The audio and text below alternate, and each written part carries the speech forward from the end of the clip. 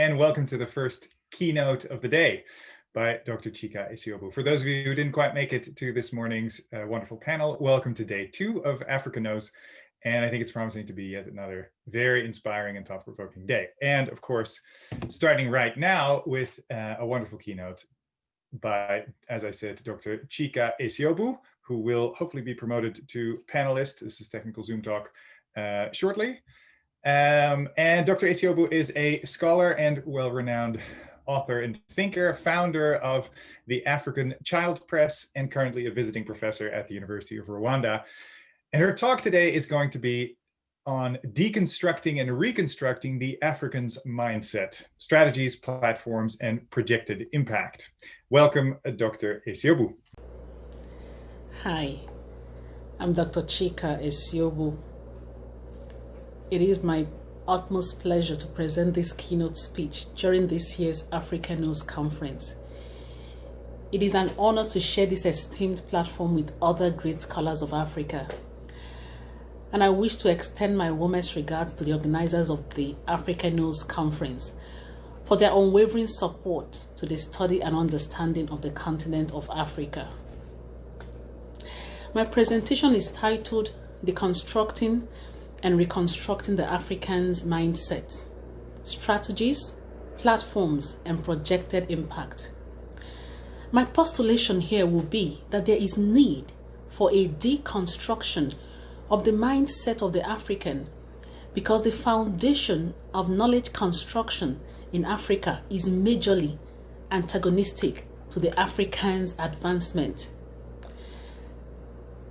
The reconstruction that will follow this deconstruction will focus on objective and reality-based knowledge creation. This proposed reconstruction will utilize several platforms, including formal, informal, and non-formal education, media, governance, and policy making, religion, and entertainment, to mention few. Permit me to start by telling a story of a personal experience I had with the construction and reconstruction of knowledge and mindsets. To tell this story, I first have to say that I owe and dedicate this keynote speech to the late Professor Suleiman Nyang of Howard University in Washington, D.C., who taught me while I was studying towards my doctorate. So one day in 2009, I walked into Professor Nyang's office with a strong feeling of heaviness. My mind was weighed down with worry. At that time, I was working on my first historical fiction manuscript, which was based on the story of Olaudah Equiano, the former slave who wrote a widely celebrated autobiography and whose work led to the birth of the slave narrative genre. So I had traveled to the field to gather information prior to having to go to Dr. Nyang's office, of course. I had traveled to the field to gather information. I had invested hundreds of hours doing archival research across different libraries. And it was during the course of my archival research that my problems started, the challenges that led me to Professor Nyang's office on that fateful day in 2009. What happened? The manuscript I was working on covered the 50-year period between 1750 and 1800. And during the course of my research, the materials I could find were mostly written by European explorers. I mean, if not entirely, written by European explorers and missionaries.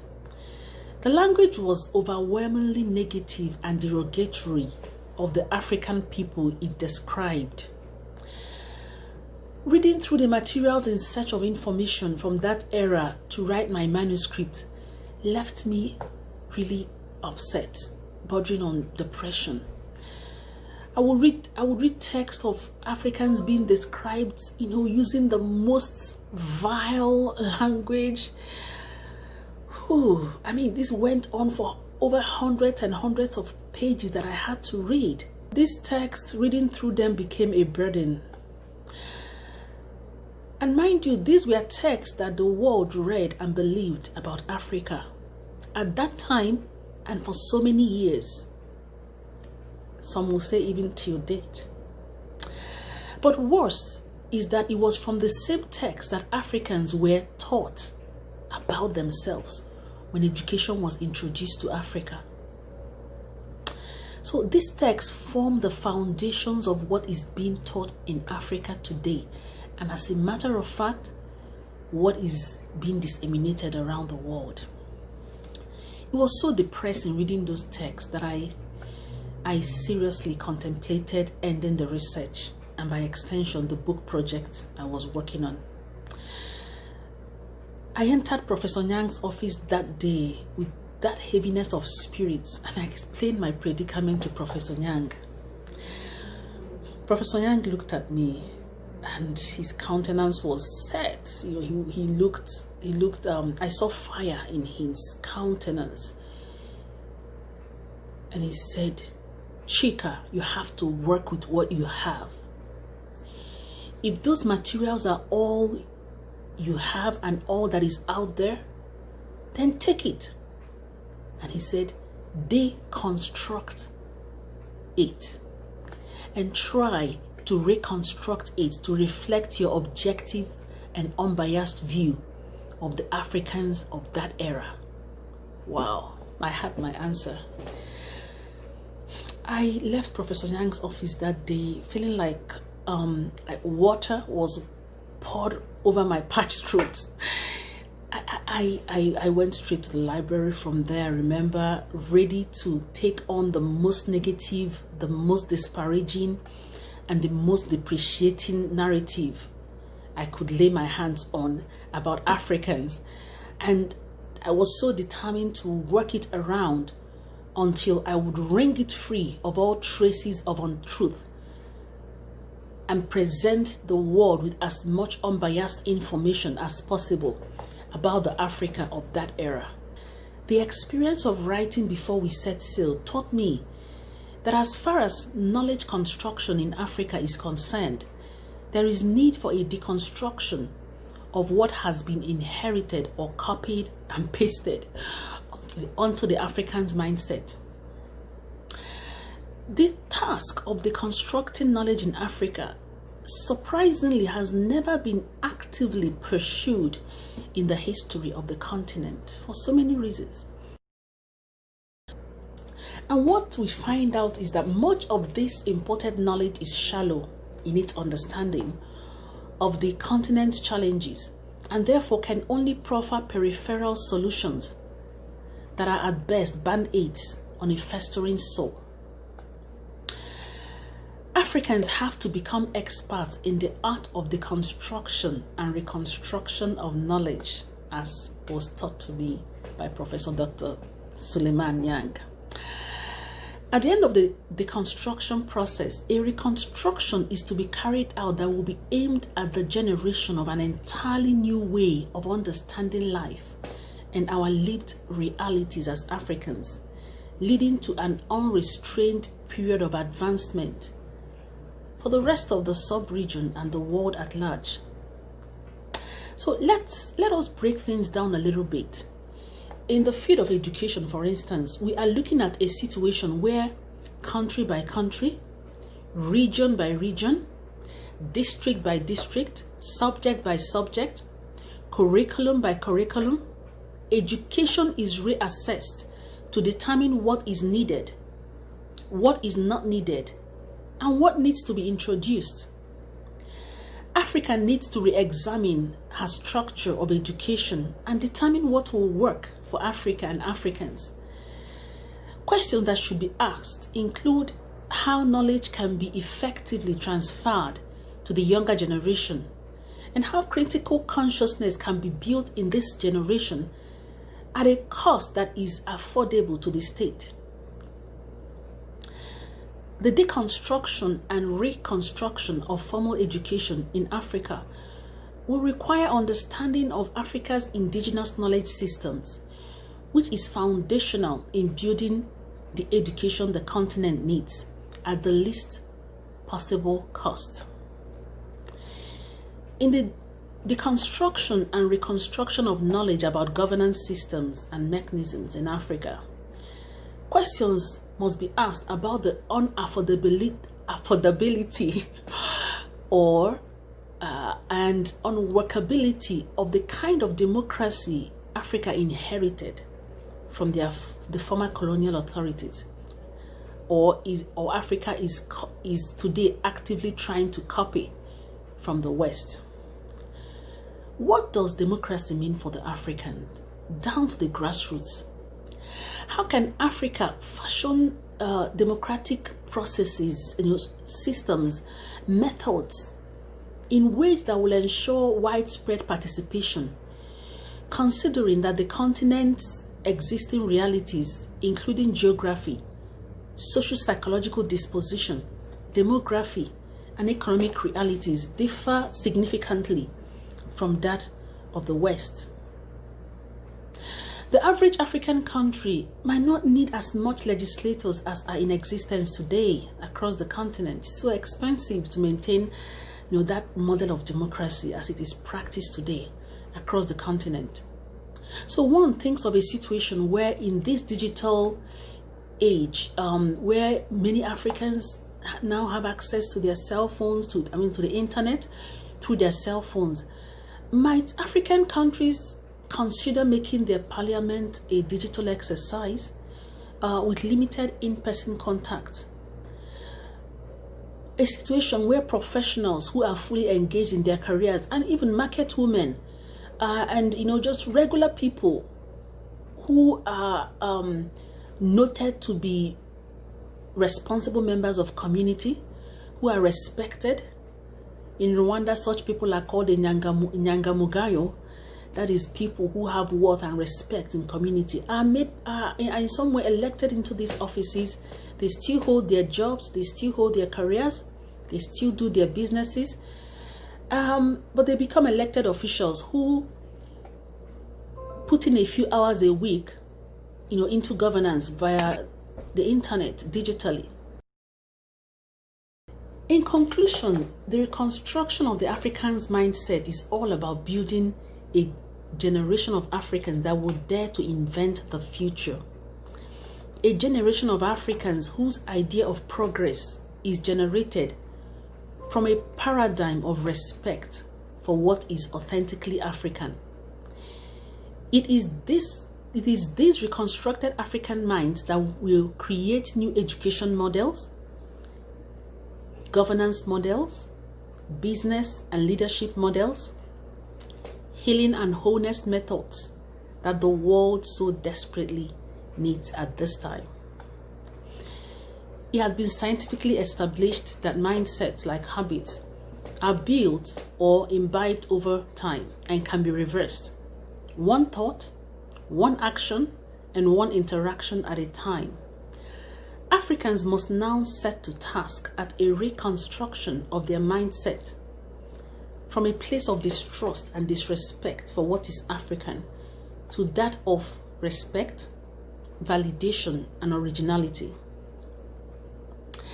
If I may borrow some words from the great Prime Minister Patrice Lumumba of Congo, he said that we know that Africa is neither French nor British, nor American, nor Chinese, nor Indian.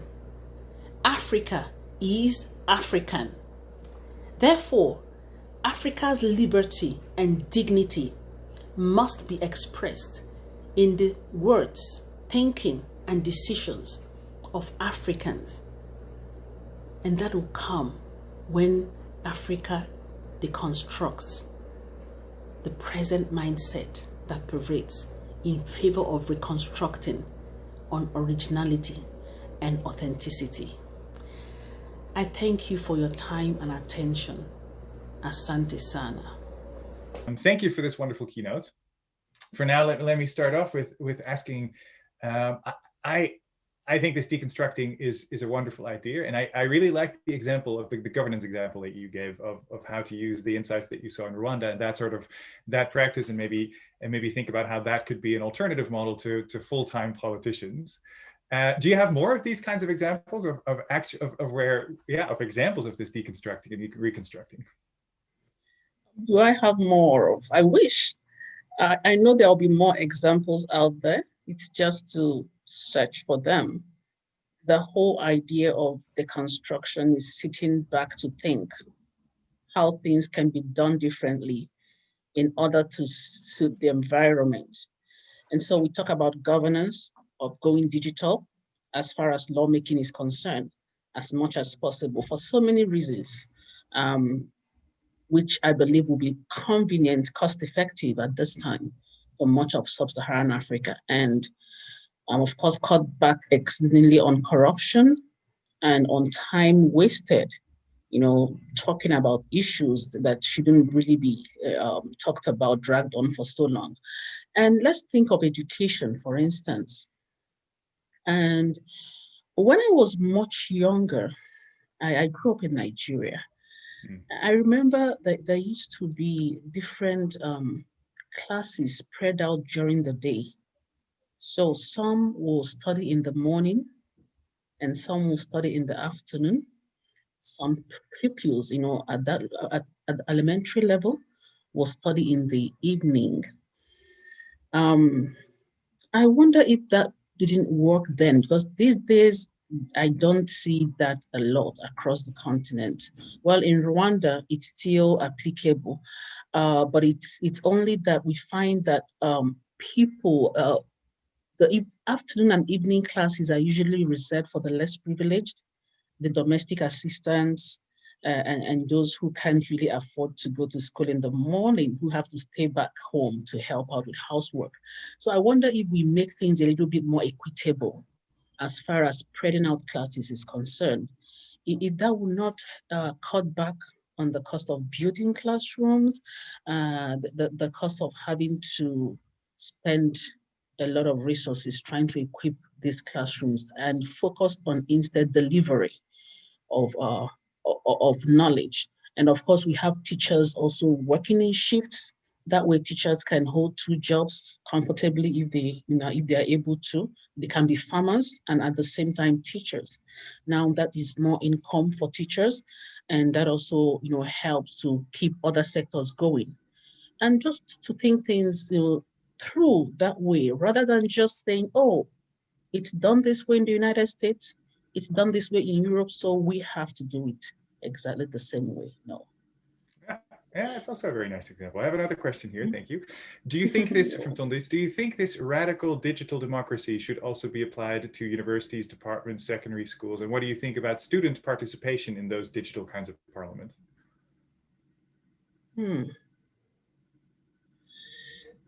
Online, thank you for that question. That's an interesting question. Aren't we all still trying out this whole online learning process, in terms of making it full-time? As far as learning is concerned, I'm a little bit hesitant to fully embrace digital learning for younger people who need to be motivated, who need to be guided closely. I'm still very much in favor of probably a hybrid of online learning and still in-person contact. I still do agree that hopefully when we get over COVID-19, that in-person contact, having that human touch with the learner still means a lot to younger people, much more than just having them sit in front of the computer and try to learn. I'm not sure about that. When it comes to lawmaking, we're dealing with adults who are busy, who understand that they need to schedule their time properly, and we know it's business. So it's much more, if you ask me, easier for that to be applied fully in such areas than learning with younger people. Maybe for graduate students, why not? Definitely, but not for elementary or secondary or even undergraduate. Still, we still do need some form of in-person or on-site learning to take place at that level. Yeah, so it'll be a mix. Thank you. Another question. Easy to deconstruct and reconstruct physical things, but it's more difficult to do the same for the mind. The challenge of reconfiguring the mind is at the heart of the problem of the education system in Africa. What do you think about this? Absolutely. Absolutely. I couldn't agree more with Oh, and that. there's a follow-up, actually. Sorry. And then following up, could you elaborate a bit more on the role of indigenous knowledge systems in doing this reconstruction? Thank you. Thank you. Indigenous knowledge should play a central role in the reconstruction conversational processes across the continent because it is education or it is knowledge that is accessible. It is the starting point. Education should start from point A and move to point B. What we have is the reverse for the most part across the continent. Point A is the point of known to the point of the unknown. So we do have kind of a reverse situation where we start with from the point of the unknown, learning external realities, abstract theories that don't really apply to us. So indigenous knowledge will help to open up the mind to critical, consciousness, asking questions, because you start to question what you can see. But when you are being told to act a certain way because someone somewhere acts the same way, it's a bit hard to question, another terrain that you don't even know and you're not used to. So definitely across fields, across sectors, indigenous knowledge will play a critical role in, in the reconstruction process across the continent of Africa. Mm-hmm. Thank you. And this is a nice follow-up, I think. Thank you for great keynotes from Mélanie Guichon, Dr. Esiobu. Good to focus on how to reconstruct and not only deconstruct. But, and this comes to the indigenous knowledge, I think, too. You say that there is a need for objective and unbiased views or knowledge. But can knowledge ever be objective and unbiased? Could you elaborate on what that means? Thank you. Yes, it's hard to really claim any form of freedom from bias or any pristine kind of objectivity when it comes to knowledge, because you cannot separate yourself as such from what you're studying for the most part. But Professor Yang told me that it's possible for me, I would still to apply, to stand back and not romanticize. I mean, it's so easy to try to fight back by romanticizing, the past or the future, trying to project your feelings and your hopes, as reality. But that is something that must be checked. So as far as that is concerned, as far as the ability to not wear rose-colored goggles and look at issues, it's possible to a great extent. But of course, someone else will look at it and see it all biased according to the person's perspective. That's another conversation to be had.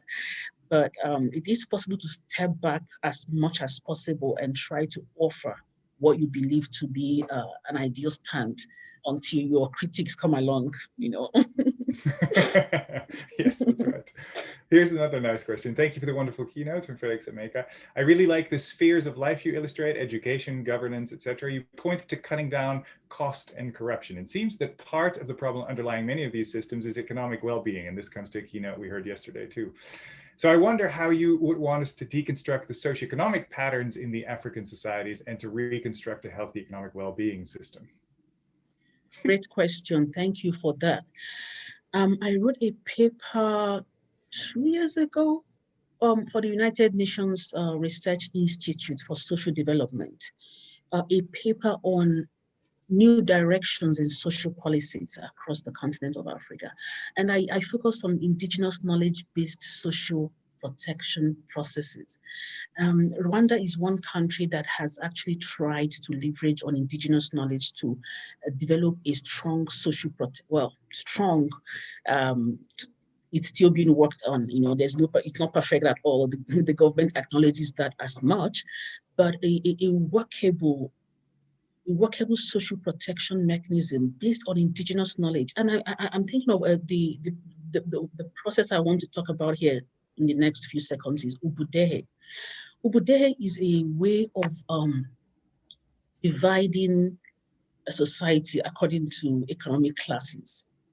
So those at the lowest level are able to get government funding, full 100% funding to go to school, universities, and also health insurance and other such, necessary assistance to ensure a well-lived life. And then the next level also gets some form of assistance, but not as much as the lowest level, economic level. And that's something to use that spares the government of the cost of having to invest so much money in, expensive statistics, bringing in foreign experts to craft social protection policies. So Ubudehe is an indigenous knowledge-based way, the process of classifying society into different, economic levels. It's easy for the government to achieve that because people already know the yardsticks. It only needs to assist in modifying those yardsticks and fine-tuning them to a way that it will appeal more to the people. And like I said, there is not a perfect system. It's still being worked out, but it's just one example that can be used, indigenous knowledge-based social protection mechanism that is cost effective, that is understood by the people, that other countries can actually think about ways they can source from within in order to establish such systems. Thank you. Nice example. And for those who are interested, the paper is now, the link to the paper is in the chat. Another question from Bert. Thank you for an impressive presentation. What could be the role for African languages in the type of reconstruction you're looking for? Great question. Thank you for that. Indigenous knowledge is carried in indigenous languages, right? It is more or less encapsulated in indigenous languages. So we cannot divorce indigenous languages from indigenous knowledge and from Africa's advancement. That has to be seriously worked on. It is not either or. It is not either indigenous languages or, let's say, the more globally appreciated languages. We're thinking of English and French and Arabic. It is not either or. It is both and. I always say that in 18th century England, one of the marks of an educated person was the ability to speak many languages, right? So you would speak Latin, you would speak Greek, and that would make you be, and so education should not walk away from that ability to access other cultures. It should embrace it and even, increase it. So, but starting with your own culture, of course, starting with your own language. As you embrace your own language, you open up to other languages, both regionally and locally. So I see an Africa where the average African should speak no less than 3 languages.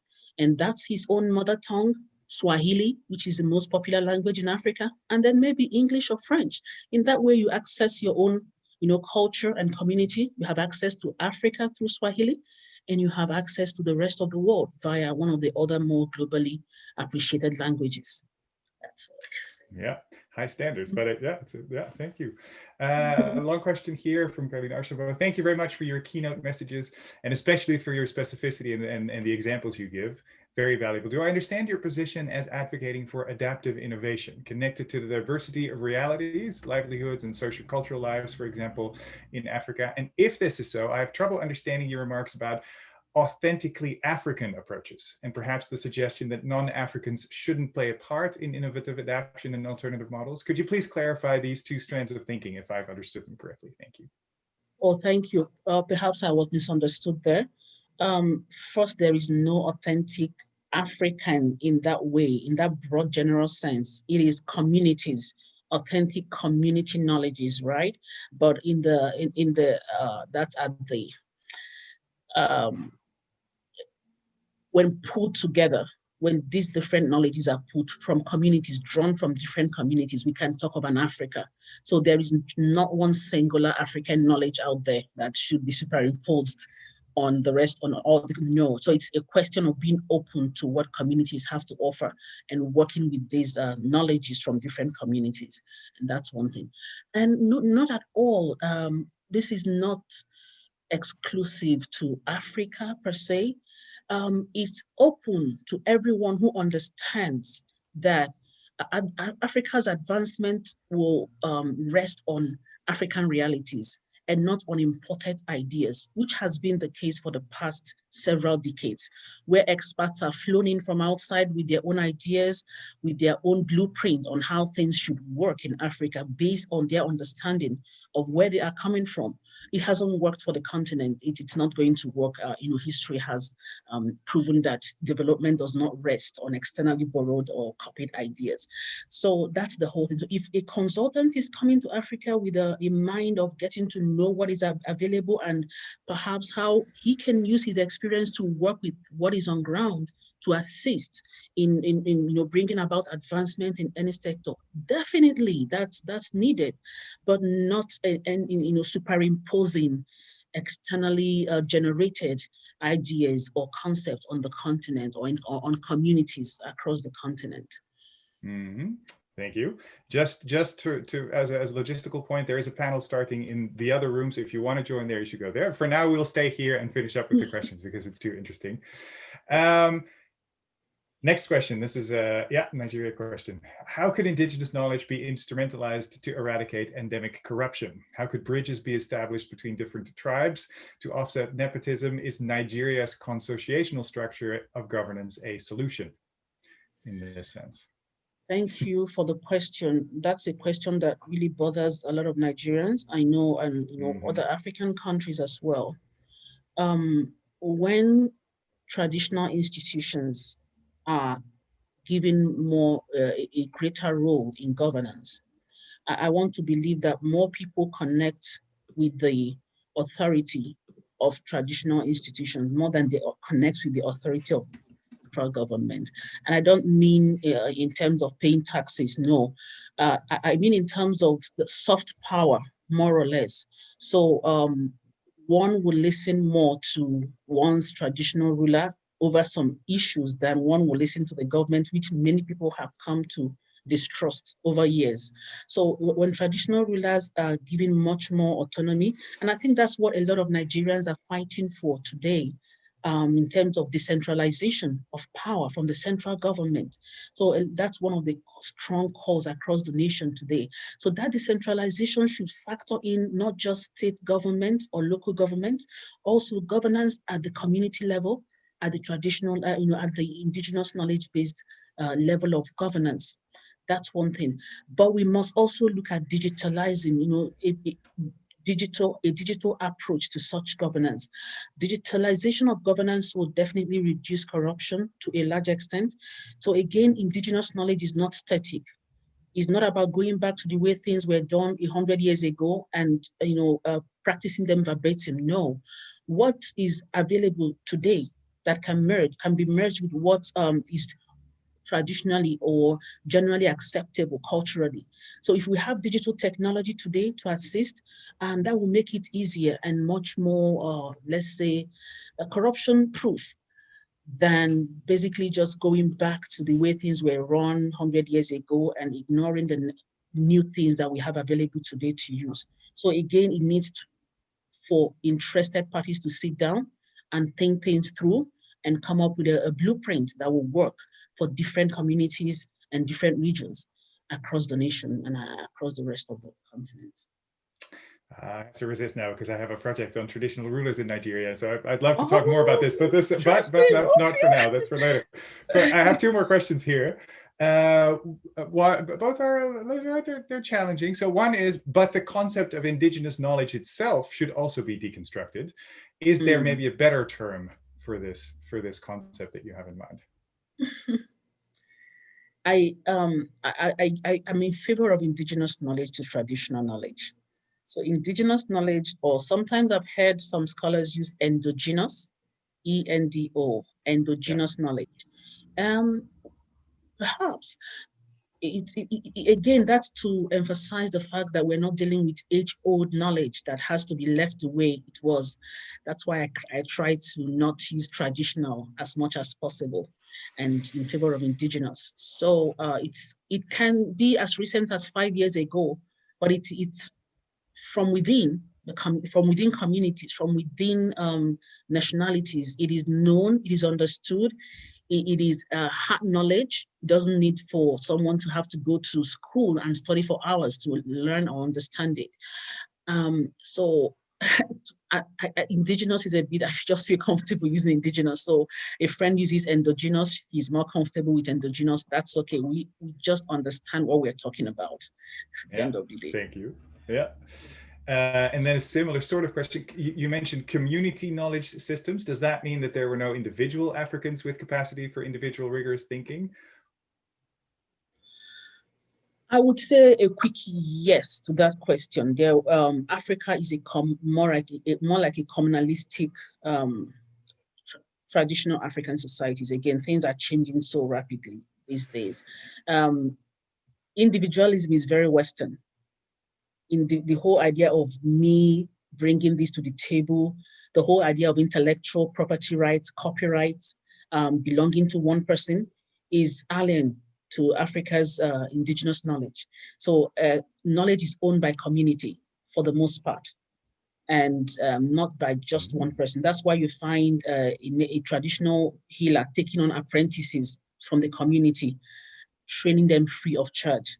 A traditional healer heals without demanding for a payment in most traditional societies back in the days, right?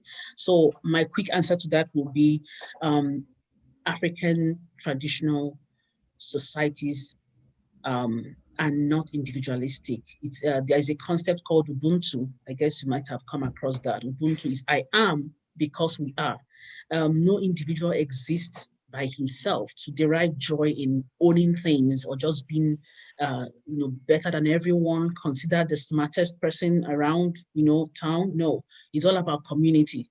So I would say that if we want to stand by what is traditional, then that's the cases that it is all about community. But again, things are changing rapidly. How much of that is applicable today, I'm not able to say. I haven't done research on that to give you any form of well-researched statement in terms of how much community still plays a role fundamentally in across the continent. I wouldn't be able to talk much about that at this time.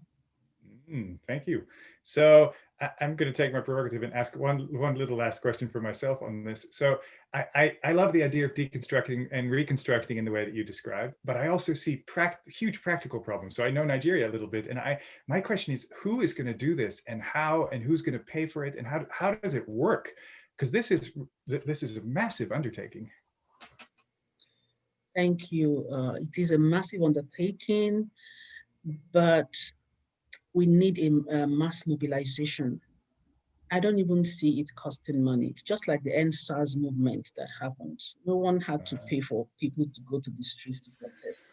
It's about the student saying, let's start from the lecturer in the university, looking at the curriculum handed over to him and saying, no, this is not what I will teach. I'm not, or rather, we are not going to teach this. Coming together during faculty meeting to say, we are working with an outdated curricula, in this institution. We need to sit down. And today it doesn't cost so much really to, knowledge is out there in terms of, what you can access as background information. And let's sit down and draw from our own experiences and from what we know and start to engage students in research and in trying to look at their own world. I conducted this research with a colleague of mine at the University of Rwanda, an Indian colleague. We didn't spend any money on that research. All we did was I went to the library across Rwanda, to libraries across Rwanda. I looked at the textbooks. I looked at the textbooks recommended to students, and he traveled. He went to India on vacation. He did the same with some universities in India, just walked around his area, drove around and got information from libraries, from lecturers, from classes. And we looked at the two. In Rwanda, and this is not specific to Rwanda, it's the same across the continent, 95%, to be a little bit conservative, of textbooks recommended to students. Then this research was conducted in 2012. 95% was foreign written by foreigners. Textbooks and materials were written by foreigners. But in India, it was the reverse. It was more like just less than 25% of textbooks used by students, authored by foreigners. So that by itself is just a glaring difference in that the examples that we had to use to teach our students, if we had to teach by the book, I'll be teaching my students about Starbucks in Rwanda.